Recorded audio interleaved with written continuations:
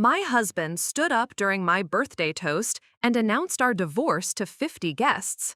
Freedom at last, he laughed, raising his champagne glass. I smiled, walked to the microphone, and told his entire family about his affair with his secretary. His mother fainted into the cake. "Happy birthday to my soon-to-be ex-wife," Cory Evans declared to the crowded backyard, his voice carrying that familiar tone of manufactured charm mixed with cruelty. He held his champagne flute high, the golden liquid catching the string lights I'd hung myself just hours before.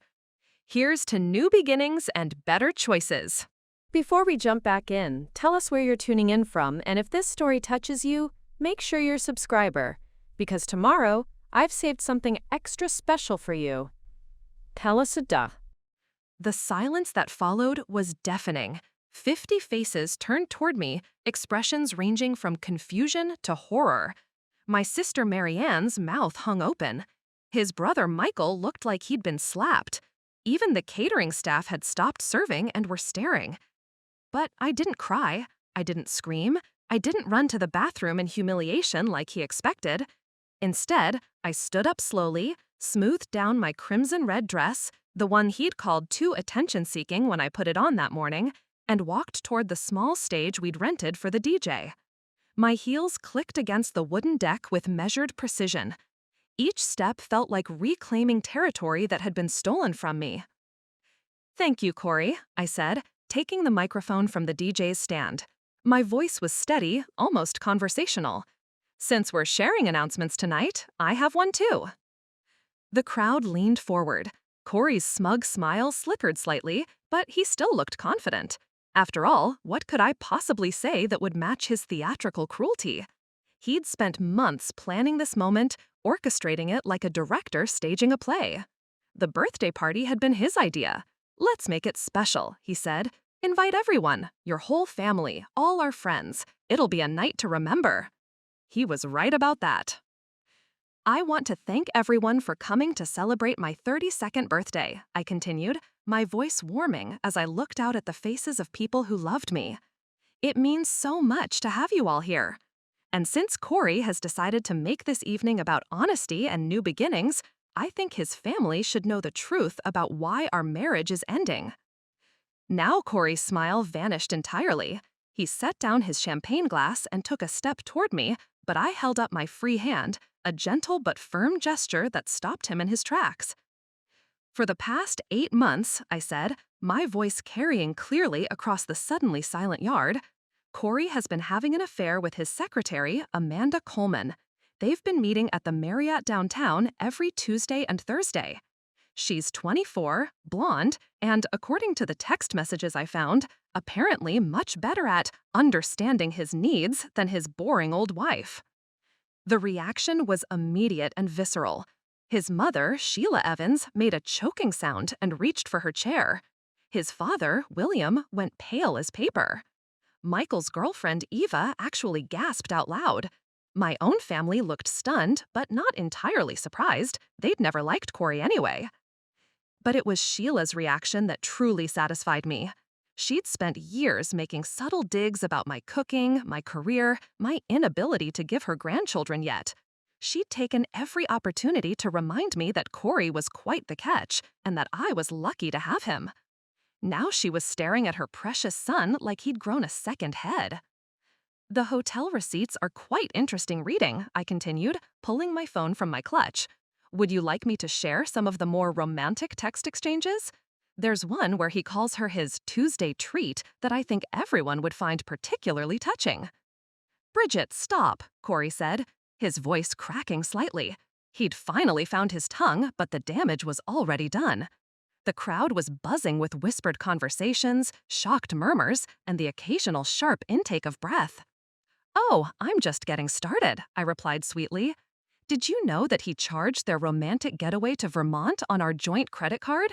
The same card I use for groceries and gas while he's off playing house with someone young enough to be his daughter." Sheila Evans made another strangled sound and suddenly pitched forward. For a moment, I thought she was lunging at me, but then I realized she was fainting. She fell directly into the three-tiered chocolate cake I'd special ordered from the bakery across town, the one with Happy Birthday Bridget written in elegant script across the top. The chocolate frosting exploded across her cream-colored blouse and pearls.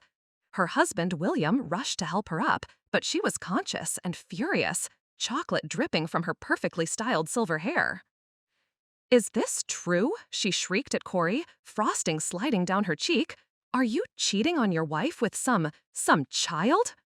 The word child came out like a curse. Sheila Evans, for all her faults, had raised 3 sons with old-fashioned values.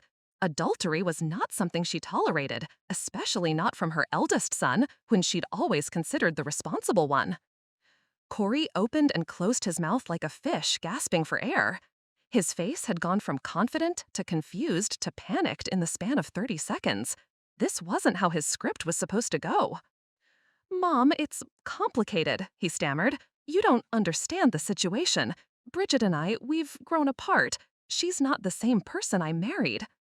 "So you decided to solve that by sleeping with your secretary?" This came from Michael, Cory's younger brother, who was standing with his arms crossed and a look of pure disgust on his face. "At family gatherings, you always acted like you were better than the rest of us, Mr. Perfect with his perfect marriage." I watched the family dynamic shift in real time. Cory had always been the golden child, the successful one with the beautiful wife and the corner office. But now his pedestal was crumbling, and his family was seeing him for what he really was, a coward who'd chosen public humiliation over private conversation. The best part was that I hadn't had to lie, hadn't had to exaggerate, hadn't even had to raise my voice. I'd simply told the truth, calmly and clearly, while he stood there in his designer suit looking like exactly what he was, a man who'd underestimated his wife and overestimated his own cleverness. As I looked out at the chaos he'd created, his mother covered in cake, his family staring at him in horror, our friends whispering and pointing, I felt something I hadn't experienced in months: peace. This wasn't the end of the story. This was just the beginning of mine. But let me tell you how I really found out. It wasn't through detective work or suspicious behavior. It was through sheer stupid luck and Cory's complete inability to manage his own arrogance. 3 weeks before my birthday party, I was at his office building for our monthly lunch date, a tradition I'd been trying to maintain despite the growing distance between us. I was early, as usual, sitting in the marble lobby reading emails on my phone when I heard familiar laughter echoing from the elevator bank. Cory's laugh, but not the polite, professional chuckle he used in meetings. This was his genuine laugh, the one I hadn't heard directed at anything I'd said in months, the one that used to make my stomach flutter when we were dating. I looked up and saw him stepping out of the elevator with a young blonde woman I didn't recognize. She was everything I wasn't anymore, bubbly, animated, wearing a fitted red dress that screamed confidence. Her hand brushed his arm as she spoke, and he leaned in like her words were the most fascinating thing he'd ever heard. "See you Tuesday," she said, loud enough for her voice to carry across the lobby. "Same time, same place?" "Wouldn't miss it," he replied, and that's when he saw me. The change in his expression was instant and telling. The warm smile vanished, replaced by the polite mask he'd been wearing around me for months. He straightened his tie and walked toward me with measured steps, like a man approaching a business meeting he'd rather avoid. "Bridget," he said, bending to kiss my cheek. His lips barely grazed my skin. "You're early," I asked, nodding toward the blonde who was now at the reception desk signing something on a clipboard. "Amanda Coleman," he said without hesitation. "New secretary, very efficient. Shall we go?" He was lying. I could tell because he'd used that same casual tone when he told me he was working late, when he explained away the unexplained charges on our credit card, when he said he was too tired for dinner out but too wired to sleep. It was the voice of a man who'd practiced his deceptions until they sounded like truth. But what struck me most wasn't the lie itself. It was how easily it came. No pause, no consideration, no guilt. Just smooth, practiced dishonesty delivered with a smile.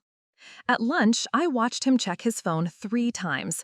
Each buzz made him perk up slightly, then glance at me with what I now recognize was calculation.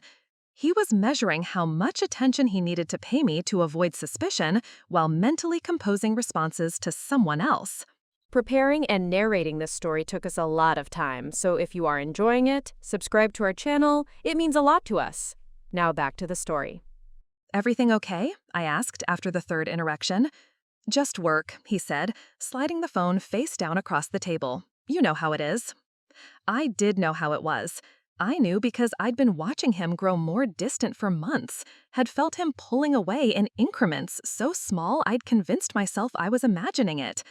But sitting there in that restaurant, watching him lie to my face with the same mouth that had kissed me goodbye that morning, I realized I hadn't been imagining anything. I'd been in denial. After lunch, I walked back to my car with a strange feeling in my chest. Not quite heartbreak, not quite anger, but something sharper. Clarity, maybe. For the first time in months, the fog of confusion and self-doubt lifted, and I could see the situation clearly. That evening, I did something I'd never done before. I asked him directly about his day. "How was work?" I said, as he loosened his tie in our bedroom. "Anything interesting happen?" "The usual," he replied, not meeting my eyes. "Meetings, phone calls, paperwork, nothing worth mentioning." He didn't mention Amanda Coleman, didn't mention their conversation about Tuesday, didn't mention the way she'd touched his arm or the way he'd smiled at her like she hung the moon.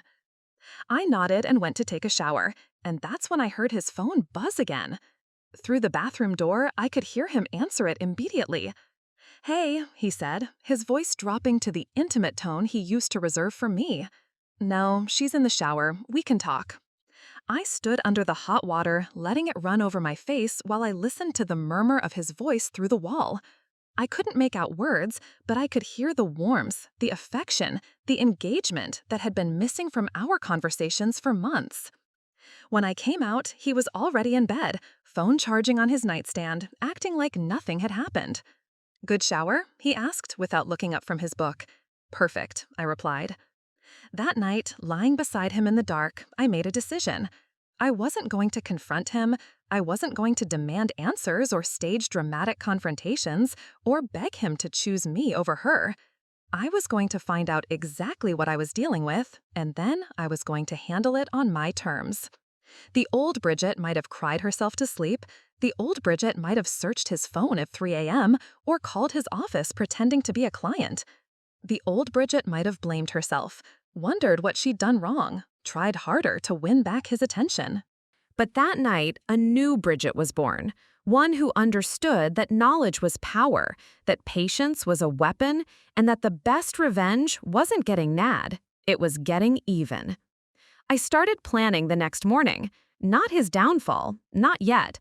First, I needed to understand the full scope of what I was dealing with. I needed evidence. I needed leverage. I needed to know exactly how deep this betrayal went before I decided how to respond to it. And I had a feeling my 32nd birthday party was going to be the perfect venue for that response. The affair wasn't the beginning of our problems, it was just the latest chapter in a story that had been writing itself for 3 years, ever since Cory got his promotion to regional manager and decided he was too important for the life we'd built together. It started with small things, comments that felt like paper cuts, sharp enough to sting, but too minor to bandage. "You might want to think about updating your wardrobe," he'd say while I got dressed for his company events. The other wives dress more professionally. I'd look down at my dress, something I'd felt confident in moments before, and suddenly see it through his eyes. Too bright, too casual, too me. So I bought new clothes. Understated pieces and neutral colors that photographed well and offended no one. I traded my collection of vintage jewelry for simple pearl studs. I started wearing my hair in a sleek bun instead of the loose waves I preferred. Slowly, systematically, I erased myself and replaced her with someone more suitable for a regional manager's wife. The dinners were worse. Cory loved hosting dinner parties for his colleagues and their spouses, elaborate affairs where he could showcase our renovated kitchen and his impressive wine collection. I'd spend days planning menus, coordinating schedules, polishing silver that belonged to his grandmother. But during these events, I became invisible. Not literally, I was there, refilling glasses and ensuring everyone had enough appetizers, but conversationally, professionally, personally, I might as well have been the hired help. Bridget used to work in marketing, Cory would say when someone asked about my career, using the past tense like I'd died, but she's taking a break to focus on the home. I wasn't taking a break. I was freelancing for 3 different agencies, building a client base while working from our converted spare bedroom. But that work didn't fit the narrative he wanted to tell about our life, so it simply didn't exist in his version of our story. The worst part was how he'd touch me during these performances, his hand on my lower back, guiding me away from conversations that were getting too interesting. His arm around my waist, a gesture that looked affectionate but felt possessive. A squeeze of my shoulder that said, "That's enough," when I'd been talking too long or too passionately about something he deemed inappropriate. I started dreading these gatherings, the careful choreography of playing the perfect wife while my actual thoughts and opinions were systematically dismissed or redirected. The way other women would look at me with a mixture of pity and relief, pity that I'd been so diminished, relief that it wasn't happening to them. "You were quiet tonight," he'd say afterward as we loaded the dishwasher. "I was tired," I'd reply. "Carl's wife was asking about your work. I told her you were considering some part-time consulting." Considering? Like my thriving freelance business was a hobby I might pick up when I got bored of arranging flowers and organizing his sock drawer. The intimacy disappeared gradually. First it was, "I'm exhausted from work." Then it was, "I have early meetings." Then it was, separate bedrooms, because his sleep schedule was too important to compromise. I told myself it was temporary. Successful men work hard. Relationships go through phases. This was just a rough patch that would smooth out once his career stabilized. But it didn't stabilize, it accelerated. More promotions, more responsibilities, more reasons why my needs came second to his professional image. More dinners where I smiled and nodded while he explained my own life to other people.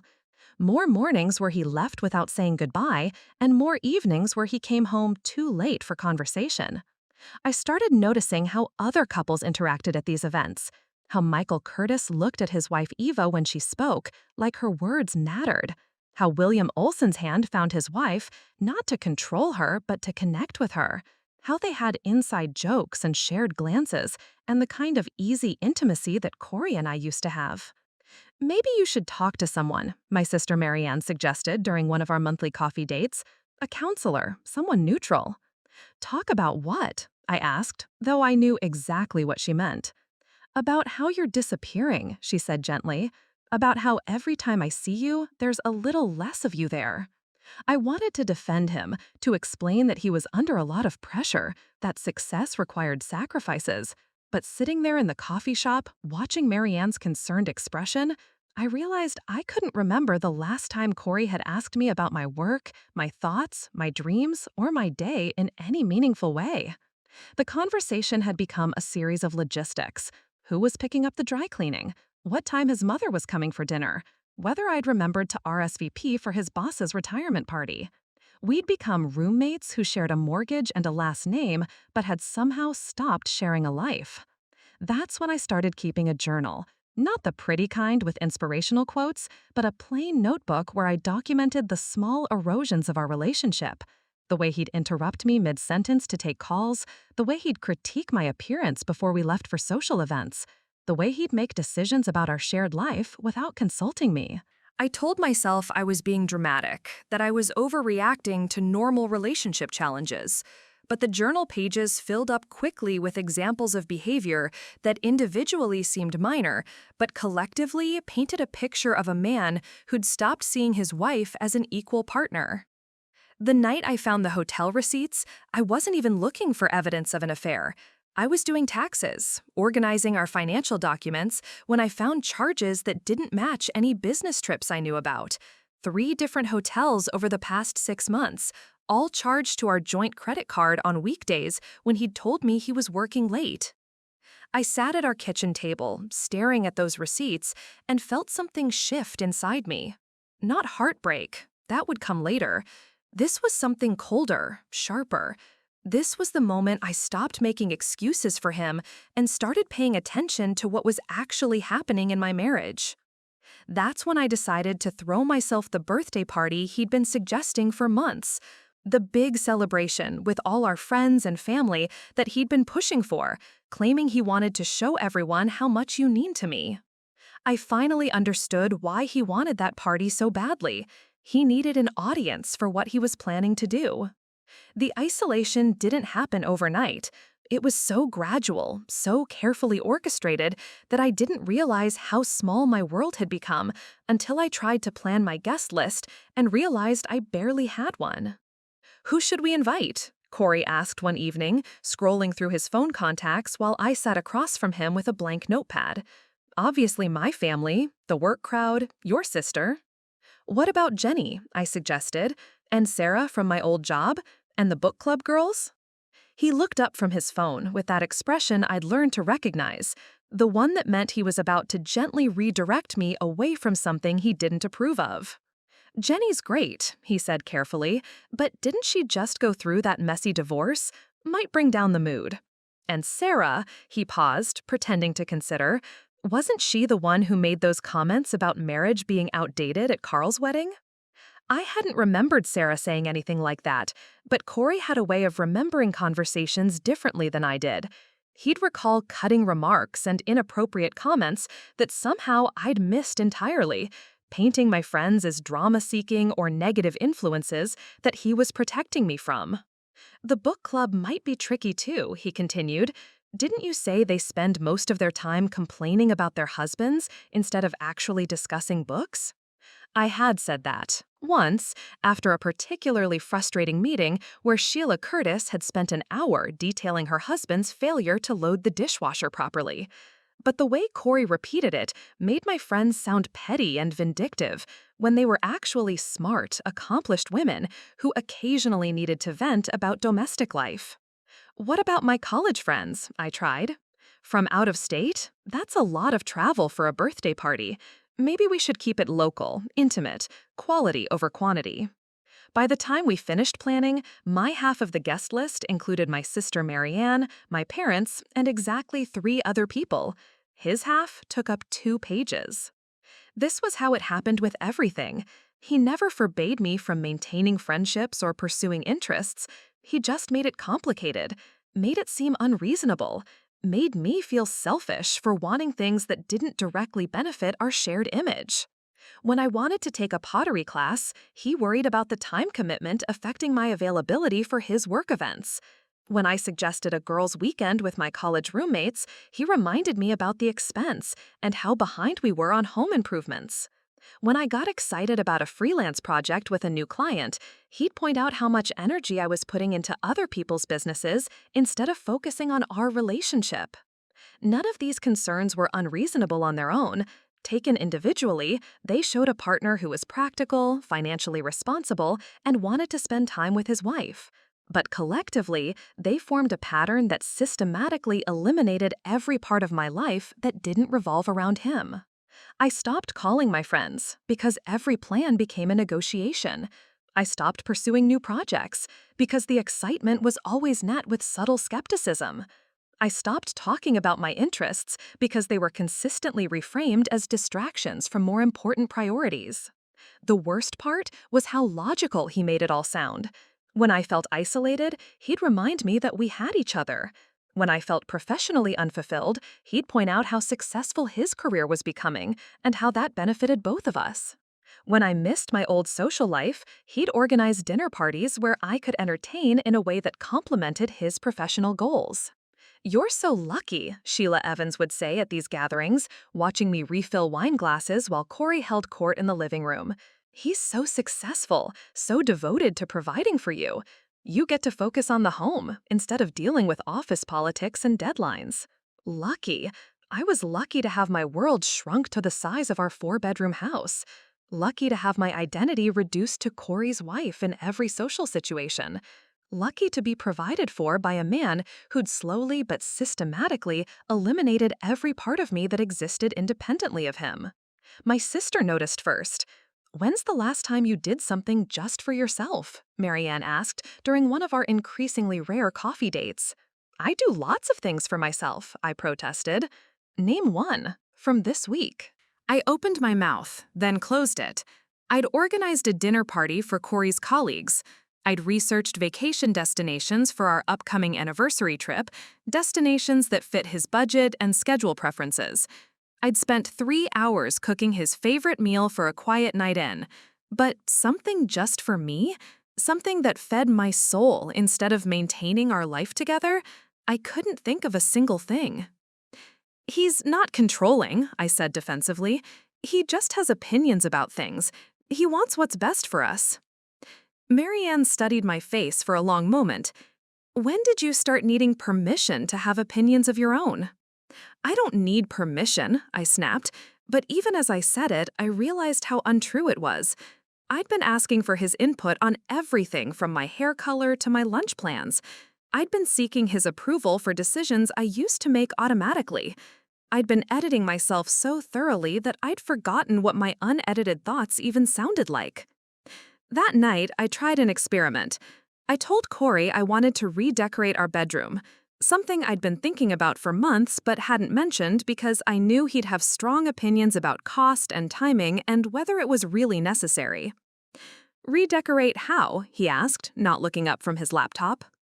Maybe some new colors, that sage green I like, some different art. Now he looked up. The bedroom looks fine. We just painted it 2 years ago. That was beige, I said. Everything in this house is beige. Beige is classic, timeless. It photographs well. For who? Are we selling the house? He closed his laptop and gave me the patient look he usually reserved for explaining complex work situations to people who wouldn't understand. Bridget, we've built something really nice here. Our home reflects who we are as a couple. Why would we want to change that? Who we are as a couple? Not who I was as a person living in the space.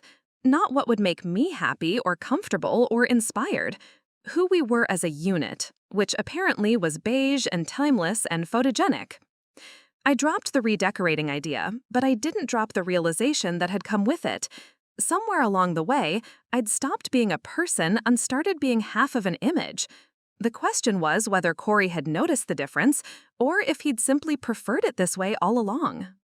The breaking point came 3 days before my birthday, at William Olson's retirement dinner. It was one of those mandatory social events that came with Cory's position. Not quite personal enough to skip, not quite professional enough to enjoy. I'd spent an hour getting ready, choosing a navy dress that struck the right balance between elegant and understated. I'd even bought new earrings for the occasion, small sapphire studs that made me feel like myself again, even if I couldn't quite remember who that was anymore. You look beautiful, Cory said as we walked into the restaurant, his hand on my lower back in that possessive way I'd grown to hate. Very appropriate. Appropriate. Not beautiful, not stunning, not like he couldn't keep his eyes off me. Appropriate. Like I was a well-chosen accessory that complemented his outfit. The dinner was held at Morrison's, an upscale steakhouse with dark wood paneling and leather banquettes. The kind of place where successful men took other successful men to celebrate their achievements. Wives were invited, but not really included, expected to smile and nod while the real conversations happened around them. I found myself seated between Carl Smith's wife and Michael Curtis, while Cory held court 3 seats away, regaling the table with a story about his latest client acquisition. He was animated, charming, fully present in a way I hadn't seen him be at home in months. "How's the freelance work going?" Eva Curtis asked quietly, leaning toward me during a lull in the men's conversation. "Really well, actually," I said. "I just landed a contract with a tech startup that could be really exciting. They want me to completely rebrand their digital presence, and the creative freedom they're giving me is incredible." "That sounds amazing," she said. "What kind of timeline are you looking at?" 6 months, maybe 8. It's a substantial project, definitely the biggest thing I've taken on. The pay is excellent too, which means I might actually be able to… Bridget, Cory's voice cut across our conversation like a blade. The entire table turned to look at me. "Are you boring Eva with work talk?" The way he said it, with that indulgent smile that didn't reach his eyes, made my cheeks burn, like I was a child who'd forgotten her manners at a grown-up dinner. Not at all, Eva said quickly. I was asking about her business. It sounds really successful.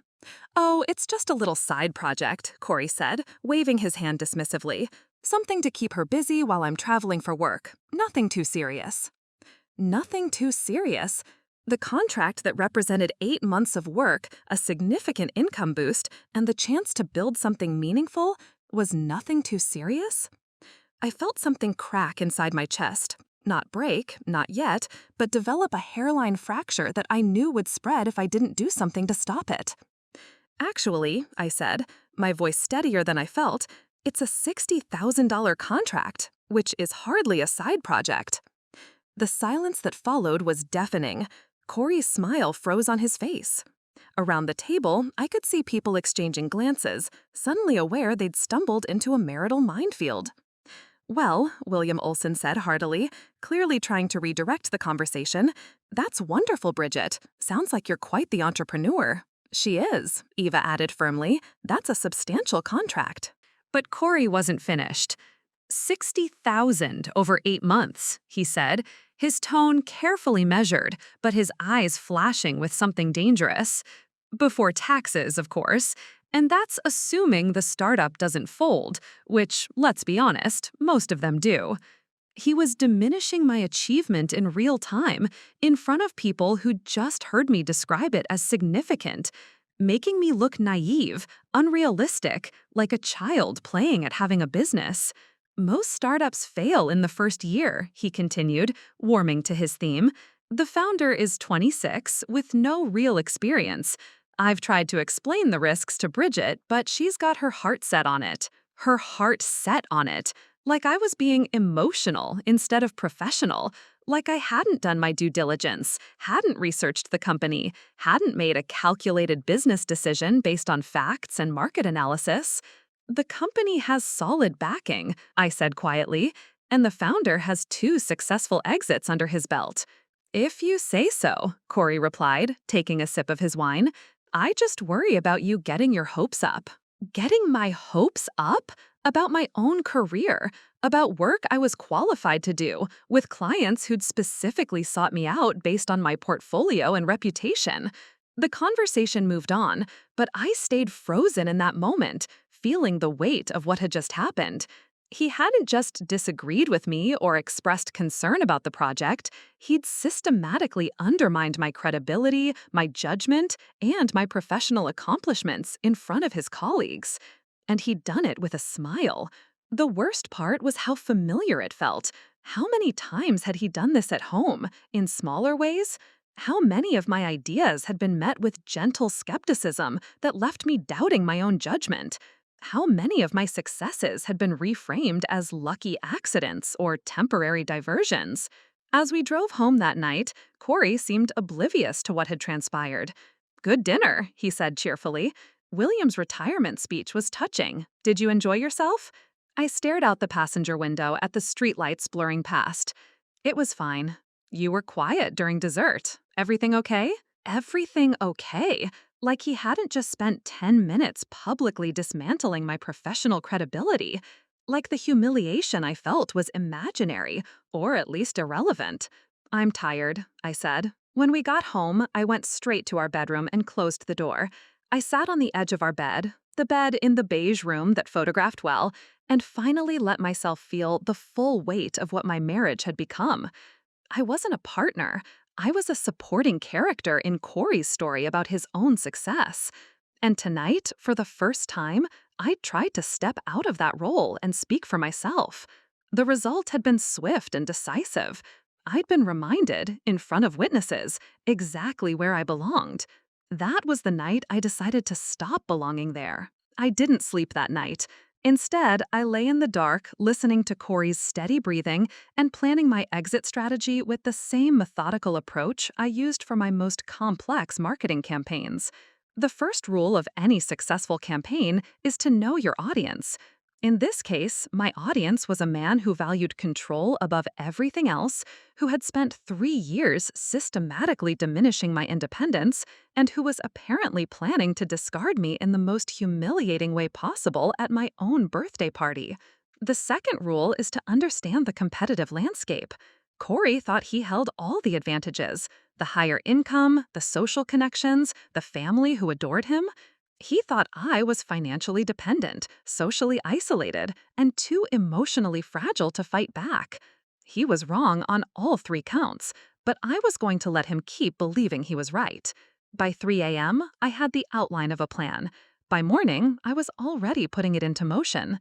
The first step was information gathering. I needed to understand exactly what I was dealing with before I could decide how to respond. So I did what any good strategist does when facing an opponent who underestimates them. I became invisible. For years, Cory had been treating me like a piece of furniture, present but not particularly important, functional but not worth paying attention to. Now, I was going to use that dismissiveness as camouflage. I started with his laptop.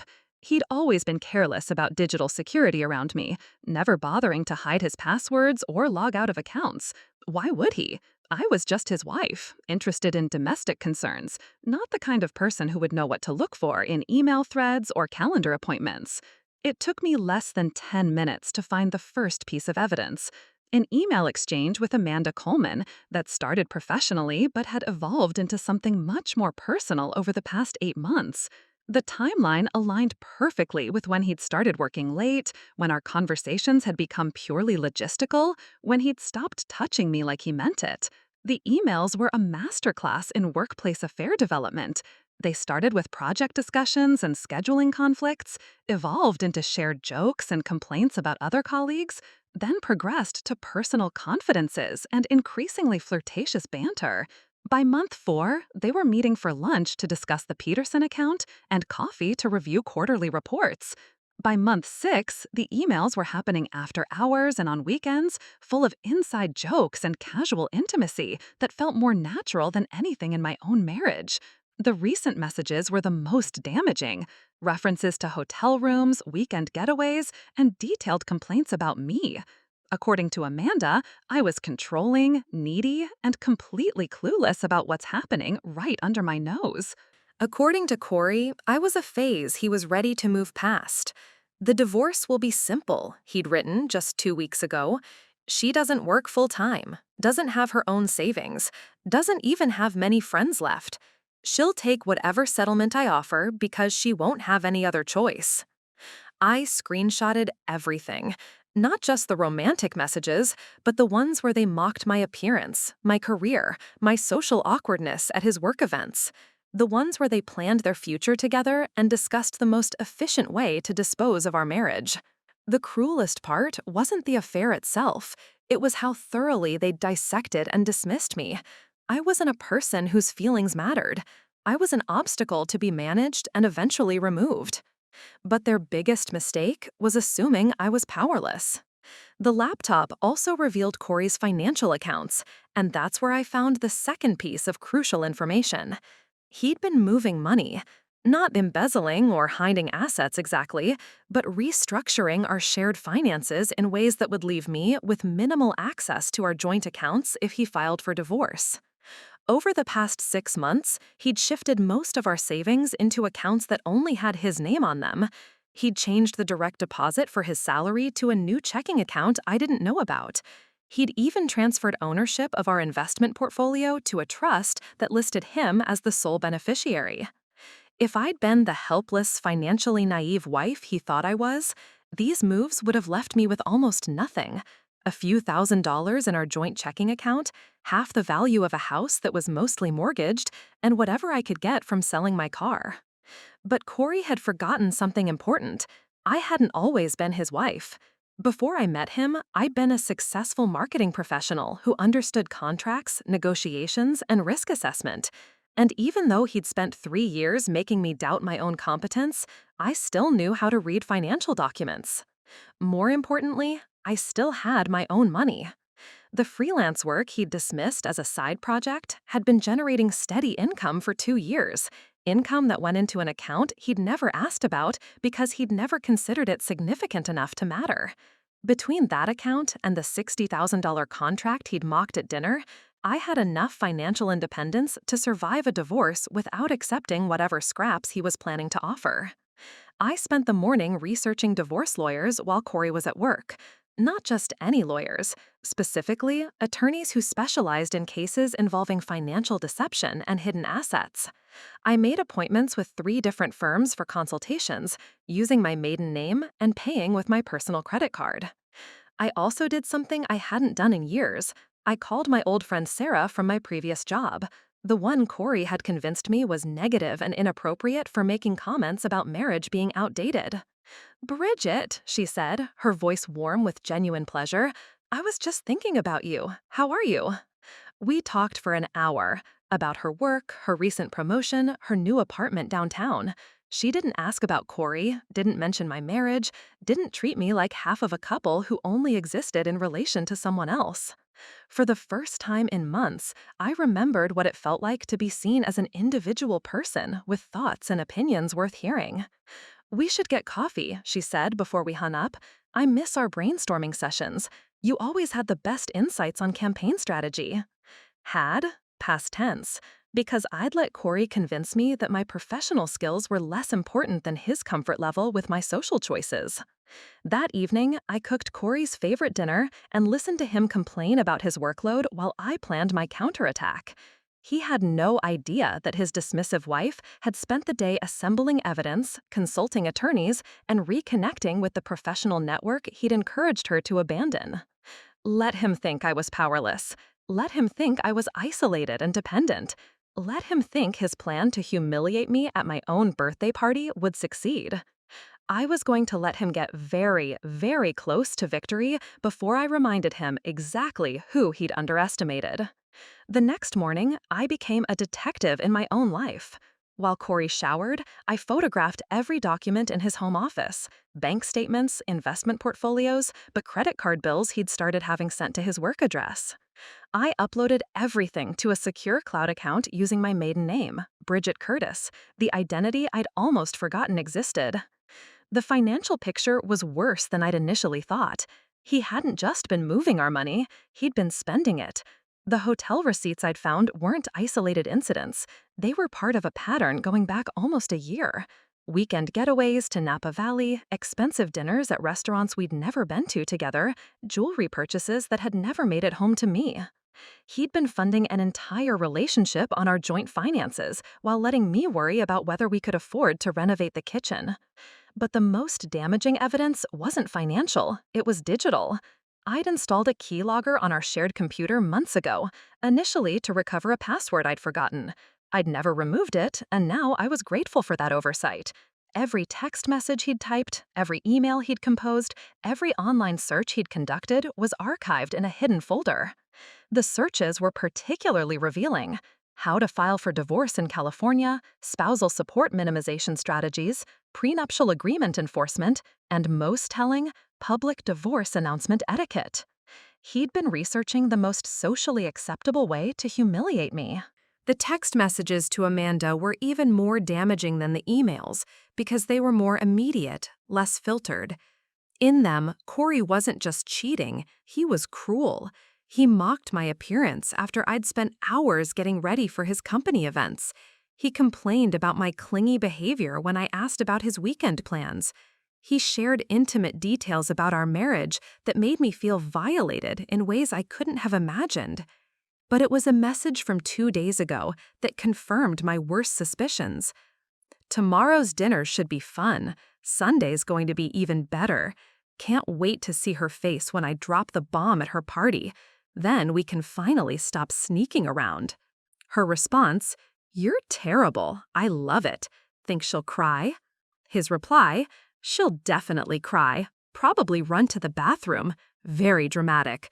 But it'll be over quick, and then we can start our real life." I read that exchange 3 times, each pass making me feel colder and more focused. They weren't just planning to end my marriage. They were planning to entertain themselves with my pain.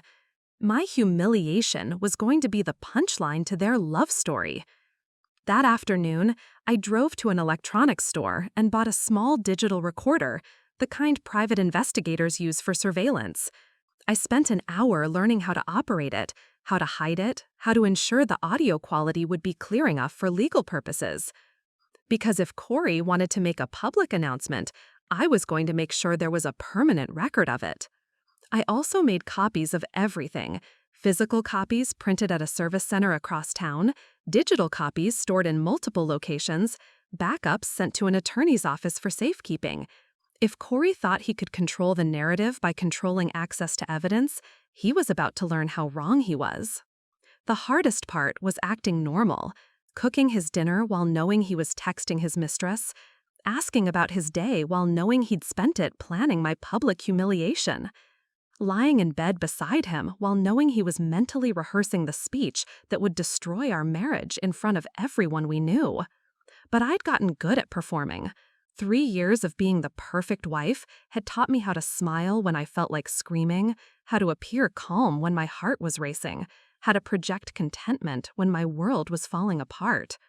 The difference now was that I was performing by choice, not by conditioning. On Thursday evening, exactly 24 hours before my birthday party, I did something I hadn't done in years. I went shopping for myself. Not for clothes that would photograph well or jewelry that complemented Cory's image, but for something that made me feel powerful. I found it in a boutique I'd walked past 100 times but never entered because Cory preferred that I shop at department stores where my choices were safer. It was a red dress, not the understated burgundy or muted wine colors he approved of, but a true, brilliant red that made my skin glow and my eyes look fierce. "Special occasion?" the saleswoman asked as I tried it on. "You could say that," I replied, studying my reflection. For the first time in months, I looked like myself, not a muted, careful version designed to complement someone else, but the woman I'd been before I learned to shrink myself to fit into someone else's vision of who I should be.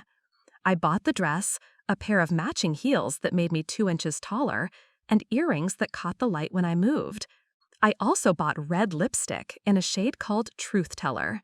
When I got home, Cory was in his office on a video call with clients. I could hear him through the door, confident, articulate, completely in control of his professional world. Tomorrow night, he was planning to exercise that same control over our personal life. I hung my new dress in the back of our closet, behind the beige and navy pieces that had become my uniform. Then I sat down at my computer and began typing out exactly what I was going to say when he finished his announcement. I wasn't going to wing this. I wasn't going to rely on anger or adrenaline or righteous indignation. I was going to be as prepared and strategic as he was, except my strategy was based on truth instead of deception. By midnight, I had my speech memorized.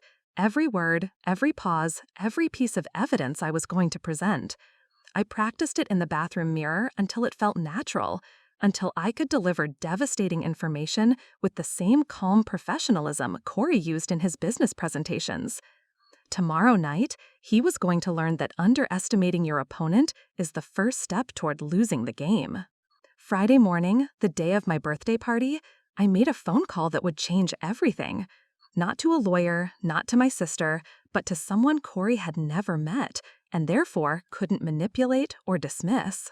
"Curtis Investigations," the voice answered. Professional, crisp, exactly what I needed. "I need documentation services for this evening," I said, using the language I'd learned during my research. "A private event where I expect significant admissions to be made." Detective Marcus Curtis, no relation despite the shared surname, met me at a coffee shop 2 miles from our house. He was exactly what Central Casting would order for a private investigator: mid-50s, observant eyes, the kind of quiet competence that inspired confidence. "What kind of event are we talking about?" he asked after I'd explained the basic situation.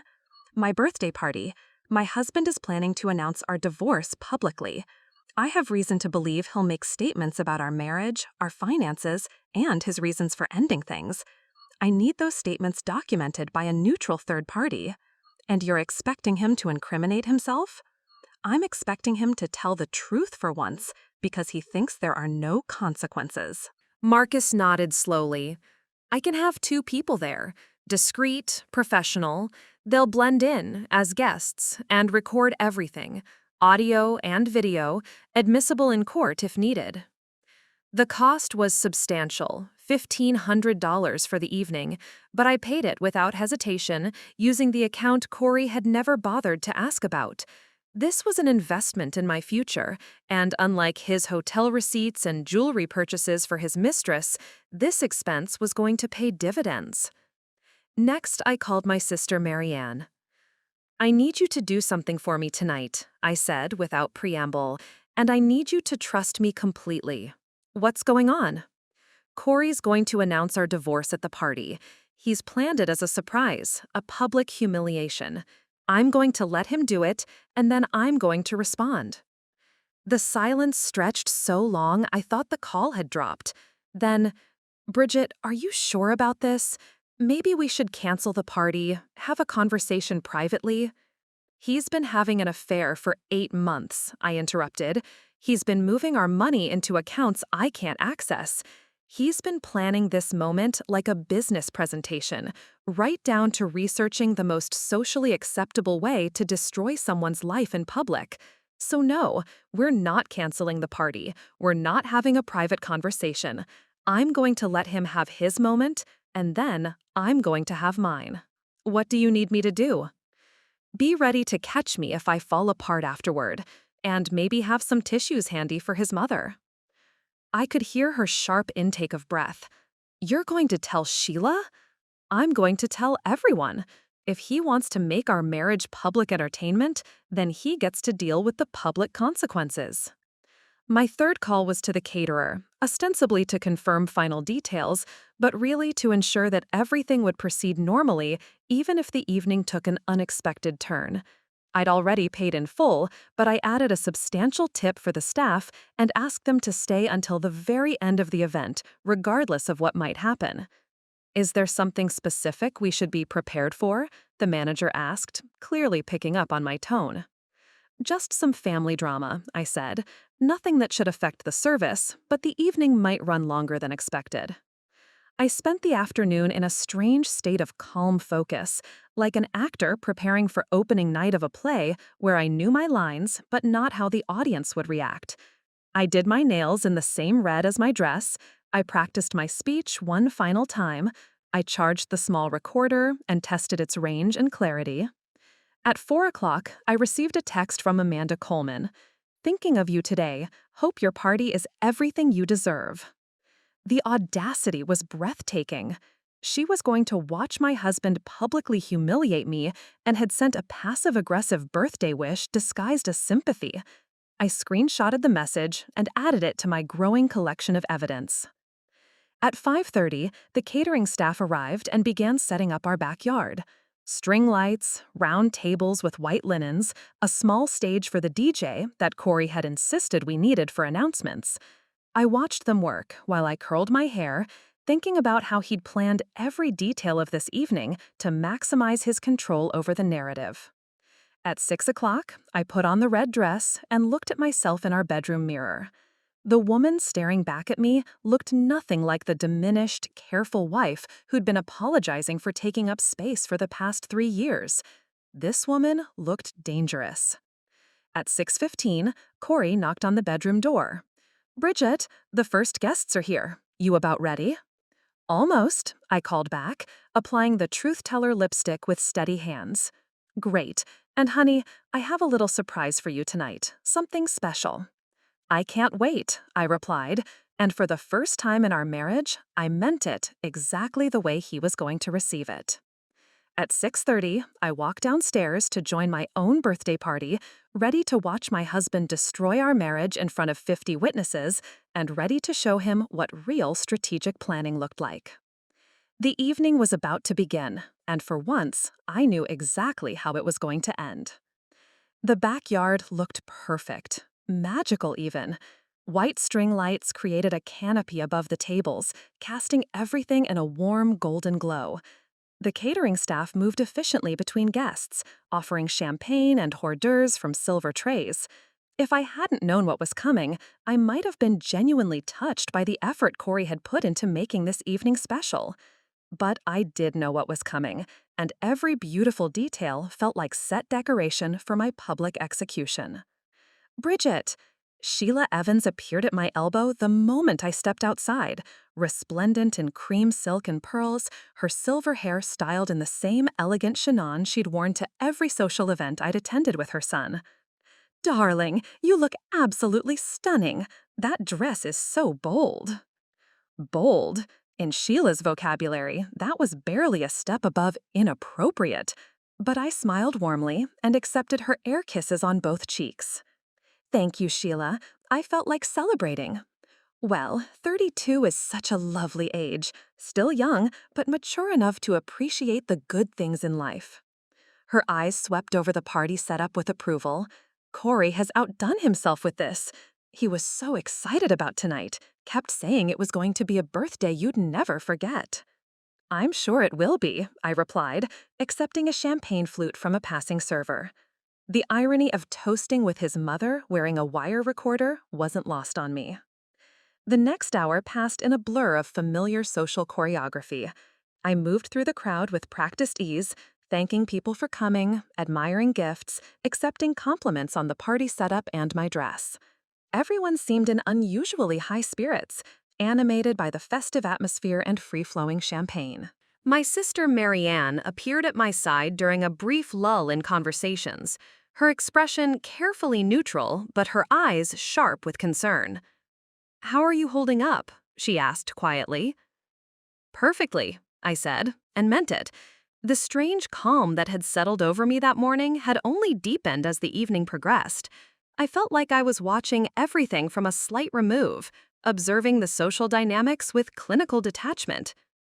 "You seem different tonight, more present." She was right. For the first time in years, I wasn't mentally editing every word before I spoke it, wasn't constantly monitoring Cory's reactions to gauge whether I was being appropriately supportive or sufficiently invisible. I was just being myself, the self I'd almost forgotten existed. Across the yard, I could see Cory holding court near the bar, entertaining a group of his colleagues with animated gestures and his most charming smile. He looked relaxed, confident, like a man about to achieve something he'd been working toward for a long time. Every few minutes, his eyes would find mine across the crowd, and he'd flash me a particularly warm smile. To anyone watching, he looked like a devoted husband celebrating his wife's special day. Only I knew he was savoring the anticipation of what he was about to do. At 8:30, the catering manager approached me discreetly. "Mrs. Evans, your husband asked me to let you know that he'd like to make a toast in about 15 minutes. Should I have the staff gather everyone around the stage area?" "Perfect timing," I said. "Yes, please go ahead and start directing people that way." As the crowd began to migrate toward the small stage, I caught sight of the 2 private investigators Marcus had sent. They blended perfectly with the other guests, a middle-aged couple who looked like they could be neighbors or family friends. The woman was even carrying a small clutch that could easily conceal recording equipment. My phone buzzed with a text from an unknown number. "Equipment active, clear audio range established, you're all set." I deleted the message and dropped my phone back into my purse, next to the small recorder that had been capturing conversations all evening. Insurance, upon insurance, upon insurance. "Ladies and gentlemen," Cory's voice carried clearly across the yard as he stepped up to the microphone the DJ had set up. "If I could have everyone's attention, please. I'd like to say a few words about the birthday girl." The crowd gathered in a loose semicircle around the stage, champagne glasses in hand, faces upturned expectantly. I positioned myself near the front, close enough for everyone to see my reaction, but far enough away that I could move to the microphone quickly when my moment came. Cory looked out over the assembled guests with the confidence of a man who'd rehearsed this moment 100 times. His eyes found mine in the crowd, and he smiled with what anyone else would interpret as deep affection. 32 years ago today, he began, his voice warm and intimate through the sound system, the world got a little brighter when Bridget was born. A gentle murmur of appreciation rippled through the crowd. Several people smiled at me fondly. His mother pressed a hand to her heart, clearly moved by her son's romantic gesture. We've been together for 7 years, married for 5, and I can honestly say that life with Bridget has been quite the adventure. Another wave of fond laughter. I kept my expression pleasantly neutral, though my heart was beginning to race with anticipation. But all adventures must come to an end, Cory continued, his tone shifting slightly, becoming more serious. And sometimes the kindest thing you can do for someone you care about is to set them free to find their own path. The crowd's energy changed. People began glancing at each other uncertainly, picking up on the subtle shift in his tone even if they didn't yet understand what it meant. This was it, the moment he'd been planning, the grand finale of his performance. I gripped my champagne glass a little tighter and prepared to watch my husband destroy our marriage in front of 50 witnesses, knowing that in about 3 minutes, every person in that yard was going to understand exactly what kind of man they'd been celebrating. What I hadn't expected was for him to be cruel about it. I'd prepared for the divorce announcement. I'd anticipated the shock, the gasps, the uncomfortable silence that would follow. But I hadn't fully understood how much Cory was going to enjoy the moment, how much pleasure he was going to take in my anticipated humiliation. You see, he continued, his voice gaining confidence as he warmed to his theme, sometimes 2 people grow in different directions. Sometimes what you thought was love turns out to be, well, habit, convenience, the safe choice instead of the right choice. My sister's face had gone pale. I could see her gripping her husband's arm, her knuckles white with tension. Around the yard, the mood was shifting from celebratory to deeply uncomfortable as people began to realize they were witnessing something that shouldn't be happening in public.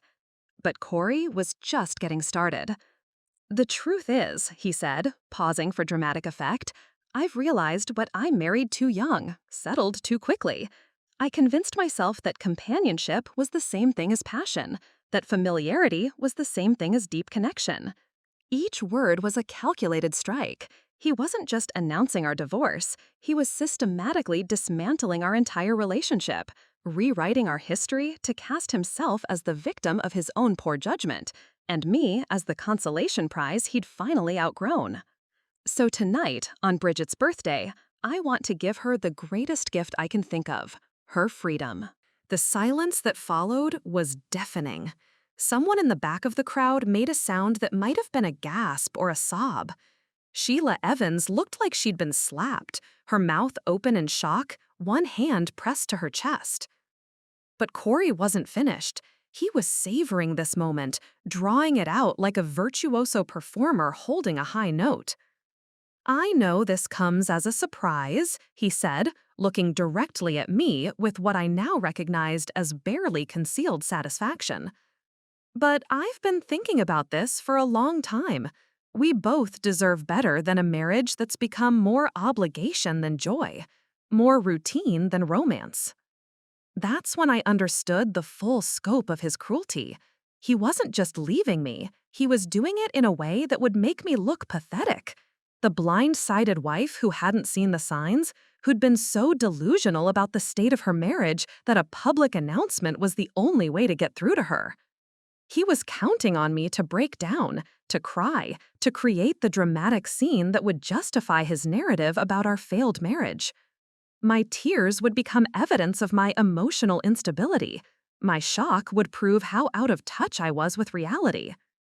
"I've already filed the papers," he continued, pulling a folded document from his jacket pocket with the flourish of a magician revealing the final trick. "I wanted to make this official before we made it public." He held up the divorce petition like a prop, making sure everyone could see the legal seal, the official stamps that proved this wasn't just a cruel joke, but a calculated end to our marriage. "Bridget?" His voice took on a tone of false gentleness, the way you might speak to a confused child. "I know this is a lot to process. Take your time." The crowd turned to look at me, 50 pairs of eyes waiting to see how the birthday girl would react to having her life destroyed in front of everyone she cared about. Some faces showed sympathy, others horror. A few barely concealed fascination with the drama unfolding in front of them. I could feel the weight of their expectations, the collective held breath as they waited for me to crumble, to provide the emotional climax Cory had orchestrated for their entertainment. Instead, I smiled. Not the careful, practiced smile I'd perfected over 3 years of hiding my true feelings, but a genuine expression of something that felt dangerously close to relief. "Thank you, Cory," I said, my voice carrying clearly across the silent yard. "That's very thoughtful of you." I saw confusion flicker across his face. This wasn't the script he'd written. I was supposed to be devastated, not grateful. "I have something for you, too," I continued, setting down my champagne glass and reaching into my purse. A birthday gift to myself, you might say. I pulled out my phone and held it up so everyone could see the screen. On it was a text message thread between Cory and Amanda Coleman, the one where they discussed making me cry at my own party, where they planned their future together while mocking my supposed cluelessness.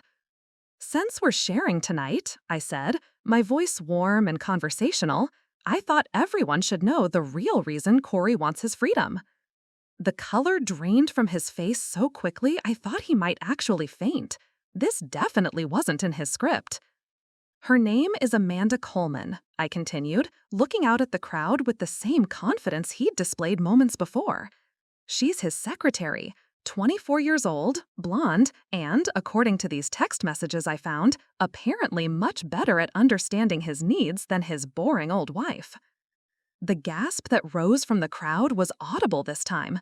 I heard Sheila Evans make a strangled sound that might have been my name. But I was just getting started.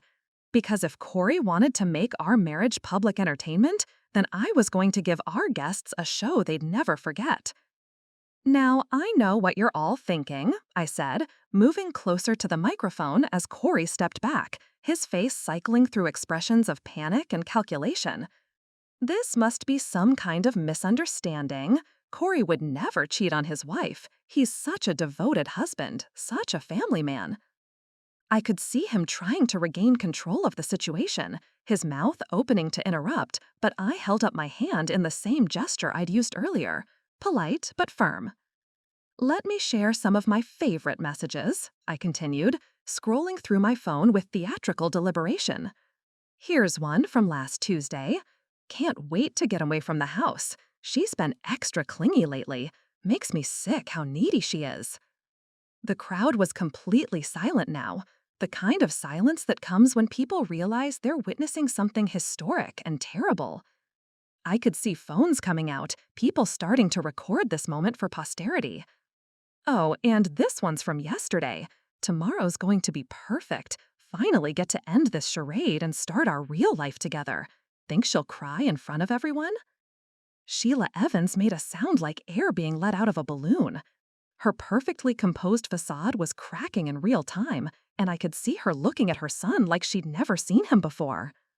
"She will definitely cry," I continued, reading Cory's response.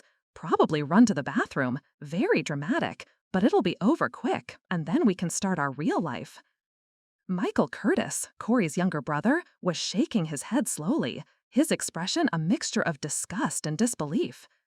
His wife, Eva, had her hand over her mouth, staring at Cory like he was a stranger. "But wait," I said, feigning surprise as I scrolled further. "There's more. Here's where they discuss their romantic getaway to Napa Valley last month, the one Cory told me was a work retreat." I held up my phone again, showing a photo Amanda had sent.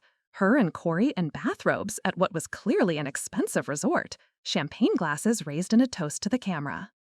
"Best weekend ever," I read. "Can't believe she bought the work story. She's so trusting, it's almost sad." The word trusting hung in the air like an accusation. Around the yard, I could see people looking at each other with expressions that ranged from shock to anger to genuine sorrow. My friends and family weren't just witnessing the end of my marriage, they were watching the systematic destruction of my dignity, planned and executed for sport. "And here," I said, my voice gaining strength, "is my personal favorite, from 2 weeks ago when Amanda sent him a photo of the diamond bracelet he bought her, with our joint credit card." I held up another screenshot, this one showing a delicate tennis bracelet that probably cost more than most people's monthly salary. "It's perfect," I read, "just like you. Can't wait until I don't have to hide you anymore. Cory finally found his voice. Bridget, please. Please what? I interrupted, my tone still conversational, but with an edge that could cut glass. Please don't share the truth about our marriage. Please don't embarrass you in front of your family and friends. Please keep your secrets so you can continue this performance a little longer. I stepped closer to him, close enough that the microphone would pick up whatever he said in response. You wanted honesty tonight, Cory. You wanted to set me free. Well, consider me liberated. The crowd was beginning to murmur now, the shocked silence giving way to whispered conversations and angry exchanges. I could hear fragments. How could he? That poor woman. I can't believe. But it was his family's reactions that were most satisfying. William Evans, Cory's father, looked like he wanted to disappear into the ground. The man who'd always been so proud of his successful eldest son was watching that success become tainted by moral failure in real time. Sheila was openly crying now, tears streaming down her cheeks as she stared at her son. How could you do this? She whispered, her voice carrying clearly in the hushed yard. How could you humiliate your wife like this? How could you humiliate us? Mom, it's more complicated than, Cory started, but she cut him off with a gesture that was pure fury. Complicated? You've been cheating on your wife and planning to divorce her at her own birthday party for entertainment? What's complicated about that? Michael stepped forward, his face dark with anger. Jesus, Cory, what the hell is wrong with you? You don't understand, Cory began, but his brother was having none of it. I understand plenty.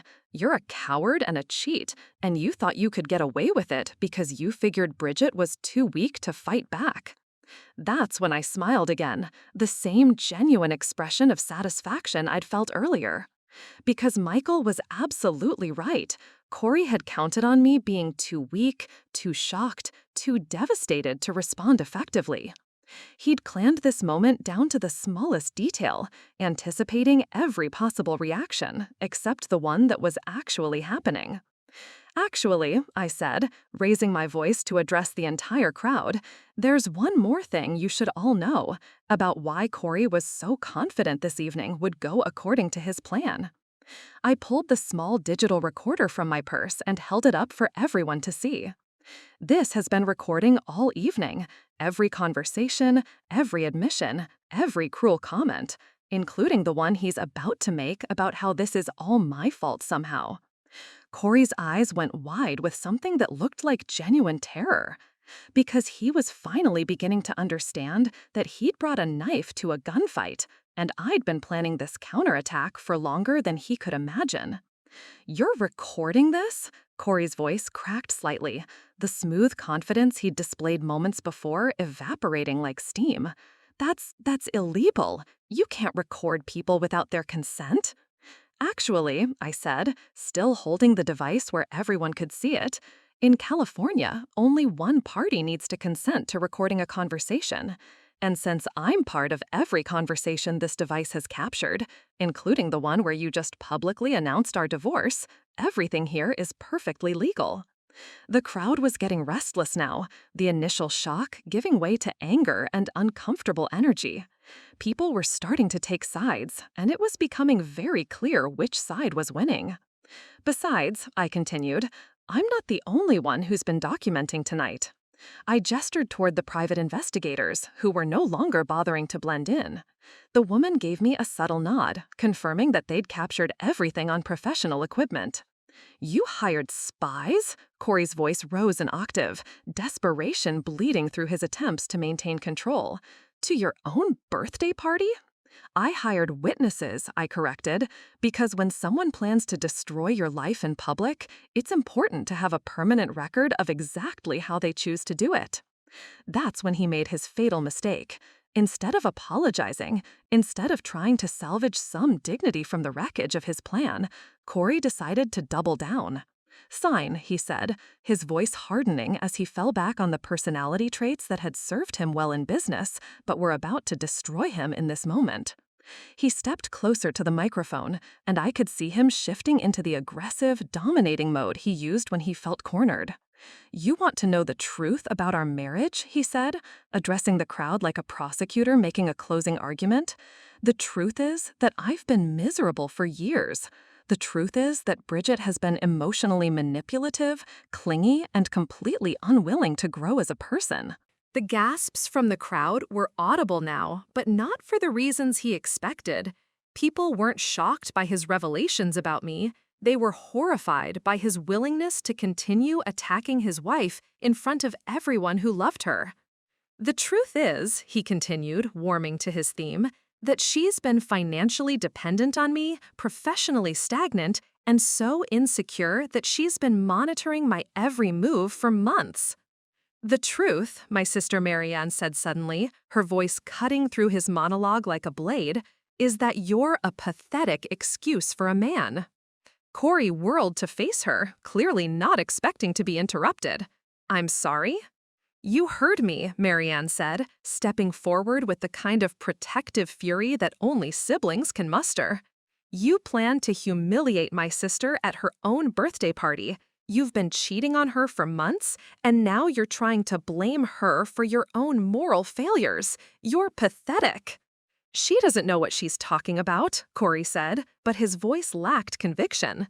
The crowd was turning against him so completely that even he could feel the shift. "Actually," said a voice from the back of the crowd, "I think she knows exactly what she's talking about." Everyone turned to see Carl Smith pushing through the gathered guests, his face grim with purpose. Carl worked with Cory, had been at every company event for the past 3 years, was part of the professional network Cory valued so highly. "Carl, thank God," Cory said, relief flooding his voice. "Finally, someone with some perspective on this situation." "Oh, I have perspective," Carl replied, his tone ice cold. "I have the perspective of someone who's had to listen to you mock your wife at every office gathering for the past year. I have the perspective of someone who's watched you flirt with your secretary at company functions while your wife smiled and played the perfect corporate spouse." The crowd was completely silent now, waiting to see how deep this betrayal went. "I have the perspective," Carl continued, "of someone who's been disgusted by your behavior for months but didn't know how to address it. Well, congratulations, Cory. You just provided all the proof anyone could ever need." "You don't understand," Cory started, but Carl cut him off. "I understand that you're about to become a very lonely man. Because after tonight, after everyone sees who you really are, you're going to find out exactly how many of your friendships were based on respect versus social obligation." That's when I realized that Cory's plan had backfired more completely than I dared to hope. He hadn't just exposed his affair, he'd revealed his character to every person who mattered in his social and professional life. He'd shown them that beneath the charming exterior was someone capable of calculated cruelty, someone who would humiliate his wife for entertainment. "Is it true?" Sheila Evans asked suddenly, her voice barely above a whisper. "About the secretary? About the planning?" Cory looked at his mother, and for a moment I thought he might finally show some remorse, some recognition of what he'd done. Instead, he shrugged. "She's a beautiful woman, Mom. Young, exciting, everything that." He never got to finish that sentence because that's when his mother slapped him. The sound echoed across the silent yard like a gunshot. Sheila Evans had never struck another person in her 73 years of life. She was the epitome of old-fashioned grace, a woman who believed in proper manners, social decorum, and handling family business behind closed doors. But watching her eldest son casually dismiss his wife while bragging about his young mistress had apparently pushed her past every boundary of civilized behavior. "How dare you?" she whispered, her hand still raised from the slap, trembling with rage and heartbreak. "How dare you speak about your wife like that, about any woman like that?" Cory stumbled backward, one hand pressed to his reddening cheek, his expression a mixture of shock and wounded pride.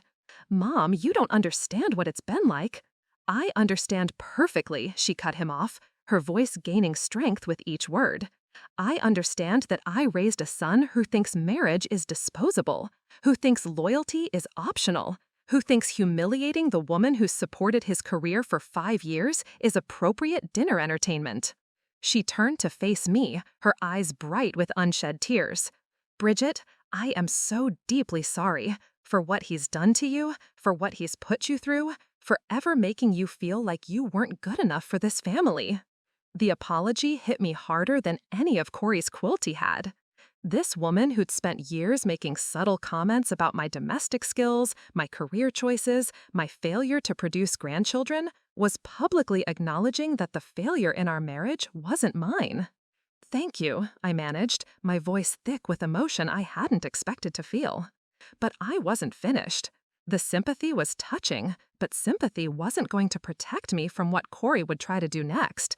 He was wounded now, desperate, and desperate people do unpredictable things. Actually, I said, raising my voice to address the entire crowd again, there's something else everyone should know about our finances. Cory's head snapped up, his eyes wide with something that looked like genuine panic. Bridget, don't. For the past 6 months, I continued, pulling out my phone again, Cory has been systematically moving our joint assets into accounts that only have his name on them. Our savings, our investment portfolio, even changing his payroll deposits to a new bank I didn't know existed. I held up screenshots of bank statements, transfer authorizations, account opening documents, all with Cory's signature, all dated within the past year. He's been planning this divorce for a long time, I said, and he's been planning to leave me with as little as possible. The hotel receipts I found show he's spent over $30,000 of our joint money on his affair. The jewelry, the trips, the expensive dinners, all funded by money we both earned but only he controlled. The crowd was getting angry now, really angry. These weren't just abstract moral failures anymore. This was theft, betrayal of the most fundamental kind. Several people were shaking their heads in disgust, and I could hear muttered comments about stealing from his own wife and what kind of man does that? But here's what Cory didn't know, I said, my voice warming with genuine satisfaction. I've been planning too. I pulled out another set of documents, ones I'd been saving for exactly this moment. These are copies of everything. Every transfer, every hidden account, every forged signature on documents that required both our authorizations. All documented, all illegal, all admissible in court. Cory went very still. You can't prove. I can prove all of it, I interrupted, because unlike you, I actually read the documents I sign, including our original prenuptial agreement. The word prenuptial sent a visible shock through the crowd. Most people didn't know we had one, and from the expression on Cory's face, he'd forgotten I knew about some of the clauses it contained. Section 12, I said, reading from a printed copy I pulled from my purse. Any spouse who engages in financial deception or adultery forfeits their claim to assets acquired during the marriage. Cory's face went ashen. That clause is unenforceable. Actually, said a new voice from the edge of the crowd, it's completely enforceable under California law.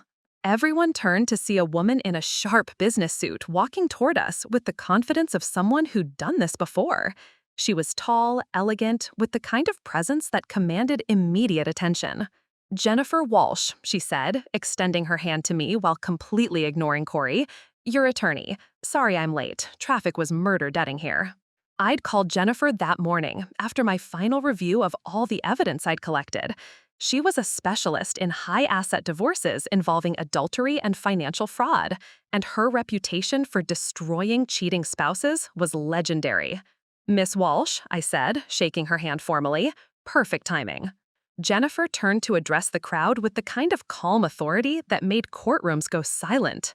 Ladies and gentlemen, I apologize for interrupting this lovely party, but I have some papers that Mr. Evans needs to see. She pulled a thick envelope from her briefcase and held it out to Cory, who looked like he'd rather handle a live snake. Restraining order on all marital assets, she said crisply, effective immediately. Also, notice of intent to file criminal charges for financial fraud and theft of marital property. The crowd was completely silent now, watching this legal drama unfold like a particularly engrossing television show. And finally, Jennifer continued, a counter-petition for divorce that includes a request for full asset forfeiture under the prenuptials adultery clause. She smiled at Cory with the kind of expression that probably haunted his nightmares. Congratulations, Mr. Evans. You just lost everything.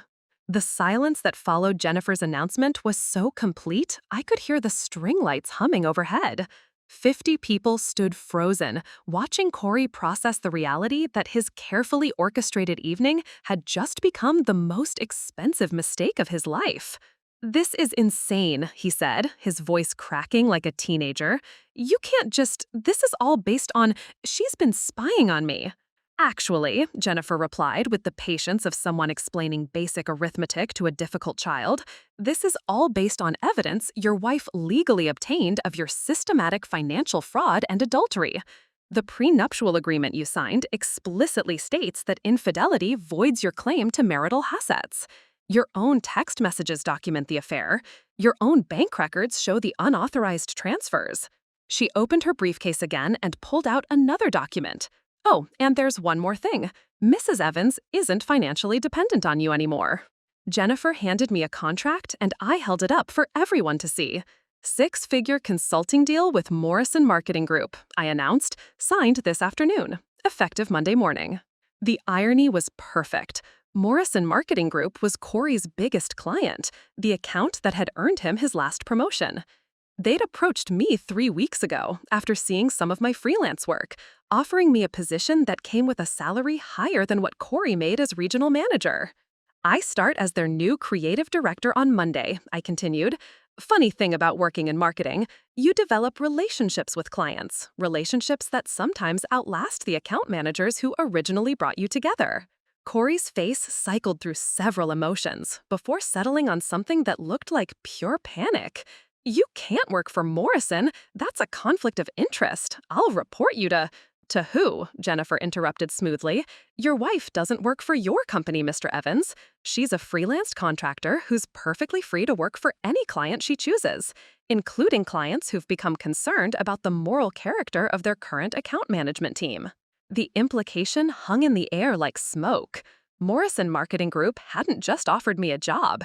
They heard rumors about Cory's behavior and were distancing themselves from the potential scandal. Besides, I added, I won't be Mrs. Evans much longer. I'll be going back to my maiden name. Bridget Curtis has a nice ring to it, don't you think? That's when Cory finally broke. The careful composure, the business-like demeanor, the smug confidence, all of it cracked like an egg hitting pavement. This is bullshit, he shouted, his voice echoing across the yard. You think you're so smart, but you have no idea what you're doing. You'll never survive without me. You're nothing without me.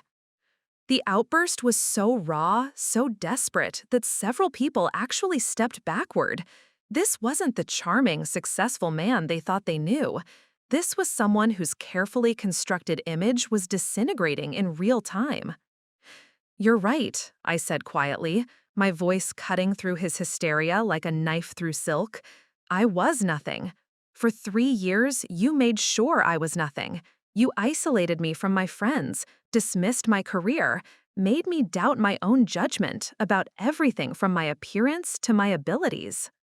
I stepped closer to him, close enough that I could see the sweat beading on his forehead despite the cool evening air. But here's what you never understood, Cory. I wasn't nothing before I met you. And now that I remember who I used to be, I'm going to be something again. Something you can't control, can't diminish, can't manipulate. His eyes darted around the crowd, looking for support that clearly wasn't coming. His colleagues were avoiding eye contact. His friends were studying their phones. Even his family looked like they wanted to be anywhere else. Mom, he said suddenly, turning to Sheila with the desperation of a drowning man reaching for a life preserver. Mom, you know I'm not a bad person. I made some mistakes, but... You didn't make mistakes, Sheila said, her voice cold as winter. You made choices. Calculated, deliberate choices to betray your wife, steal from your marriage, and humiliate someone who loved you. Those aren't mistakes, Cory. That's character. She turned to face me one more time. Bridget, I hope you'll consider keeping in touch. Not because of him, she gestured dismissively at her son, but because you've shown more grace and strength tonight than most people manage in a lifetime. The crowd was beginning to disperse now, the drama having reached its natural conclusion. People were saying quiet goodbyes to me, offering support, expressing their shock and sympathy. Several friends pressed business cards into my hand, promising to call with job leads or just to catch up. But as the yard emptied and the catering staff began cleaning up, I found myself standing alone with Cory for the first time all evening. He looked smaller somehow, diminished by the loss of his audience and his illusions. When he spoke, his voice was barely above a whisper. I never meant for it to happen like this. Yes, you did, I replied. You planned every detail. You just planned for a different ending. He nodded slowly, the fight finally gone out of him. What happens now? I looked around at the beautiful backyard, at the string lights that would be taken down tomorrow, at the remnants of a party that had become something neither of us had expected. Now, I said, I start over, and you figure out what kind of man you want to be when nobody's watching. I turned and walked toward the house, leaving him standing alone under the lights he'd hung to illuminate my humiliation. But as I reached the back door, I heard him call my name one last time. Bridget? I turned back. Happy birthday. For the first time in 3 years, it really was. 6 months later, I was sitting in my new corner office at Morrison Marketing Group, watching the San Francisco skyline through floor-to-ceiling windows, when my assistant buzzed me with an unexpected call. Bridget, there's a Sheila Evans online too. She says it's personal. I hadn't spoken to Cory's mother since the divorce was finalized 3 months ago. The prenuptial agreement had held up perfectly in court. Cory lost everything except his clothing and personal items. The house, the investments, even his precious wine collection had become mine, under the adultery clause he'd forgotten existed. Sheila, I said, picking up the line, how are you?